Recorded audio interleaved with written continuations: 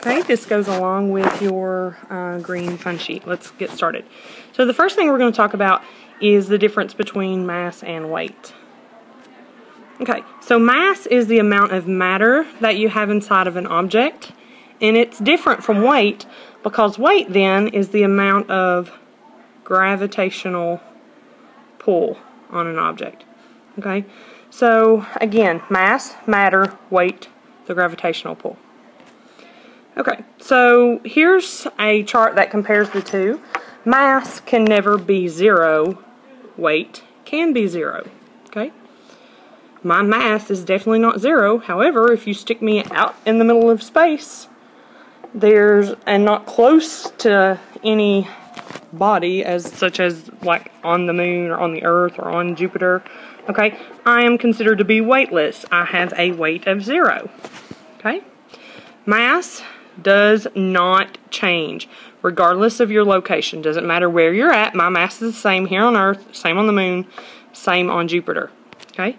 However, weight does change with location. So here on Earth, I may weigh a certain amount, but if you take me to the moon, I'll actually be about 1/6 of the weight that I am here on Earth. Okay? Because again, that's just the measure of that gravitational pull on that matter. Okay? So mass you measure using a balance, okay, and we know this could be an electric balance, a triple beam balance, okay, just a type of balance. And a weight you use measuring a spring scale. Okay, also mass is usually either measured in grams or kilograms, okay, and weight in science, it's measured in newtons, and you need to represent that with a capital N. Okay, there is only one way for an object to reduce its mass, and that is to take away matter from the object. Okay, so the only way to reduce something's mass is to take away matter from that object. Okay, so here's a visual. So let's say that my weight on Earth is 980 newtons. Okay, I want you to see that the weight on the moon then is roughly 1/6 that, so that would leave you at 162 newtons. However, regardless of what location you are at, your mass always remains the same, and that would, for this example, be 100 kilograms. And always, mass always stays the same. Okay, so weight can change. Okay, that triangle means change, but mass stays the same. All right, under each of these, I want you to write the name of the instrument, what that instrument measures, and then also I want you to give me the unit that measurement is taken in. Okay, now we're moving on to SPI 12.5, and we're looking at the relationship between mass, distance, and gravitational pull.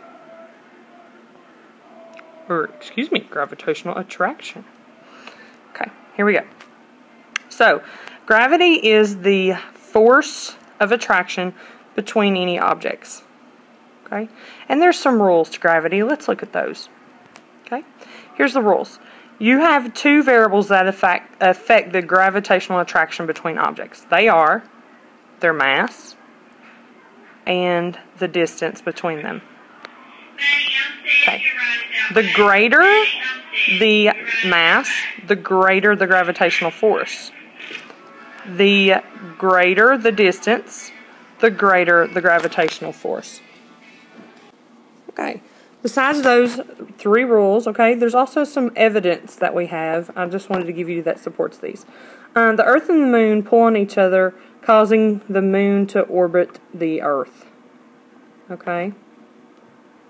Of course, the Earth has a greater mass compared to the Moon, therefore the Earth is really the one that's doing more of the pulling, okay? But they actually do have, both are actually pulling towards each other, but because the Earth has a greater mass, it will have more force pulling towards it. Okay, the Moon pulls on the Earth, causing ocean tides. Okay, you learn about spring and neap tides, I think it's called, in 6th grade. And this is about how depending upon the location of the moon to the earth, how it affects the tides of the ocean. Okay, high tide, low tide, all of those things, believe it or not, are contributed to the pull on the moon. Okay, the moon's pull on the earth. Okay, there we go. All right, the sun also pulls on the earth, causing the earth to orbit the sun. Okay, so here are just 3 examples that how mass and distance are related to the gravitational attraction of objects. Okay, so here we have some drawings. The force of gravity acts between any objects, and on your paper here you need to put in those arrows. Okay, also, if mass increases, then the force of gravity increases. Okay, right?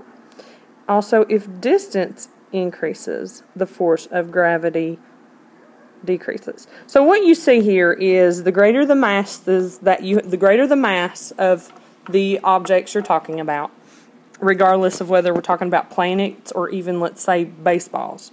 Okay, the greater the mass they have, the greater that gravitational pull is towards each other. Okay, the second part of this is showing you that as they go farther apart, okay, as their distance increases, the force of the gravity is going to decrease because they're further apart. As you bring them closer in, the force of gravity then would, of course, increase. Okay, so now we're going to look at SPI 12.6, and this SPI is looking at how gravity controls the motion of the objects in the solar system. Okay, so let's get started on this one. Okay, the gravitational attraction between objects explains why a body orbits another body. Okay, and we're talking about body, we're talking about planets or a moon. Okay, we're talking about a large object. Okay, so you can see here the orbiting motion of the Earth around the Sun is due to gravity. If the force of gravity was not there, then what would the Earth do? This is interesting. It would continue in a straight path. Okay, so as you see here on the left, you see the Earth is going in that circular motion around the Sun because the Sun's gravity is pulling on it. Okay, but if for some reason the Sun wasn't there, there would be no gravity holding it in that orbital, okay, in that path, and it would sling off and continue to go straight. Okay, the orbiting motion of the Moon around the Earth is due to, what do you think? Gravity. Good. If the force of gravity was not there, what would the Moon do? I want you to fill this out. What would the Moon do? Hint, hint. Look at what would happen to the Earth if the Sun was no longer there from the last scenario. Okay, so gravity explains why planets orbit the Sun, and the Sun keeps the planets in orbit. Okay, just summarizing it up. And, of course, without gravity, objects would continue in a straight path.